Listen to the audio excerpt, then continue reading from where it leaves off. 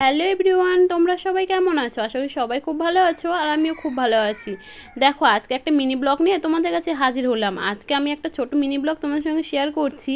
আর দেখো, সকাল সকাল উঠে গেছি, প্রায় 4:30টার সময় উঠে ঝাড়ঝাঁটা দিয়ে সম্পূর্ণ কাজ কমপ্লিট করে চলে এসেছি এইদিকে ঘর মোছার জন্য। কারণ ঘরটা সকাল সকাল মুছে না নিলে সারাদিন নোংরা নোংরা মনে হয়। আর যেহেতু আমরা গ্রামে থাকি কি না, তো এখানে 2-3বার ঘর মুছলেও মনে হয় যে আজকে ঘরটা মোছাই হয়নি।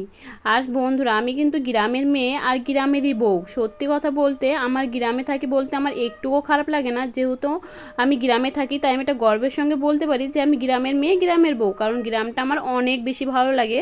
আর দেখো, ঘর মোছা আমার দিকে হয়ে গেছে, আর এদিকে রান্না করার জন্য যেই উনুনের ছাইটা হয় সেই ছাইটা ফেলছি, ফেলে নেওয়ার পর রান্নাঘরটাও মুছে নেব। আর গ্রামে থাকি বলে আমরা কিন্তু উনুনেই রান্না করি, আর উনুনে রান্না করার কিন্তু একটা মজাই আলাদা। আর দেখো, এখানে সব কাজ প্রায় কমপ্লিট হয়ে গেছে। এবার আমি ব্রাশ করে নেবো। যেহেতু আমি এখানে ছাই দিয়ে দাঁত মাজছি, ছাইটা কি বলো তো বন্ধুরা, কেউ কিন্তু ঘৃণা করবে না, এটা গোবর। গোবর মানে গরুর পায়খানা দিয়ে এটা ঘষি তৈরি করা হয়, সেটা জাল দেওয়ার পর যে ছাইটা থাকে সেই ছাই, এটা দিয়ে নাকি দাঁত মাজলে দাঁত খুব সুন্দর হয়। ছোটোবেলায় তো বাবা মা এটা দিয়ে আমাকে জোর করে দাঁত মাজাতো, আর আমরা গ্রামে থাকি বলে এটা দিয়ে বেশিরভাগ দাঁত মাজা হয়। রোজ মাজি না, আজ মাজলাম। তারপর ফ্রেশ হয়ে নিয়ে এইদিকে দেখি মা সবজি কাটতে বসে গেছে। মা সবজি কাটতে কাটতে এদিকে তাহলে আমি আটাটা মেখে নেব, কারণ সকালবেলা সবজি আর রুটি করব, আর একটু ভাতও করতে হবে। আর দেখো, এখানে আটা মাখার জন্য আমি আটা নিয়ে নিচ্ছি। আর দেখো, আমি কিন্তু এখানে হাত মেপে আটা নিচ্ছি, এক এক হাতে 2টো করে রুটি হবে। এটা তোমরা মেপে নিবে, তাহলে দেখবে রুটি নষ্ট হবে না, গোনা রুটি হবে। এবার আমি সম্পূর্ণ আটাটাকে সুন্দর করে একটু লবণ দিয়ে ভালো করে মেখে নেব। আর দেখো, আমরা গ্রামে থাকি বলে কিন্তু গ্রামের মেয়েদের অনেক কাজ। সকালবেলা প্রায় 4:30টার সময় উঠে গরু থাকে, গরুর ঘর থেকে গরু বের করা, তারপর তোমার গরুর গোবর ফেলানো, সব মানে A to Z আমাকে নিজে করতে হয়। আর দেখো, এটা কিন্তু শহরের মেয়েরা অবশ্যই পারবে না, তো গ্রামের মেয়েদের কাজ কিন্তু একটু বেশিই হয়। একটু না, পুরোপুরি বেশি। গ্রামের কাজ আর শহরের কাজটাও দিন আর রাত। তারপর দেখো, এখানে আটা মাখাটা আমার কমপ্লিট হয়ে গেছে, আর এখানে আমি পাঁচমিশালি সবজি করছি, যেহেতু আজ অমাবস্যা সেজন্য নিরামিষ খাবো। আর দেখো, এখানে পাঁচমিশালির তরকারি নামিয়ে নিয়েছি, তারপর এখানে আমি রুটিগুলো করে নেব। আর আমি কিন্তু আগে সত্যি বলছি বন্ধুরা, রুটি করতে একদমই পারতাম না, সম্পূর্ণটা আমার শাশুড়ি মায়ের কাছ থেকে শেখা।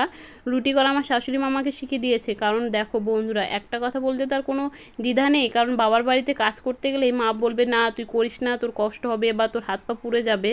তো আদরে আদরে কিন্তু কোনো কাজে শেখা হয়নি। তো শ্বশুরবাড়িতে তো সেটা বলার কোনো লোকই নেই যে তোর এই কাজটা করতে হবে না, ছাড় আমি করে দেবো, এই কথাটা বলার কিন্তু কেউ নেই। কিন্তু মায়ের সামনে একটু কষ্টর কোনো কাজ করলে মা বলতে ছাড়, তোকে করতে হবে না, আমি নিজেই করে নেব। আর দেখো, সবশেষে একটাই কথা, আমি রুটি ভাজতে শিখে গেছি, আর ফুলকো ফুলকো রুটি ভাজছি। আমার তো খুব ভালো লাগছিলো, প্রচণ্ড গরম ছিল, আমার খুব কষ্ট হচ্ছিল। তারপরে দেখো, এটাকে দেখো,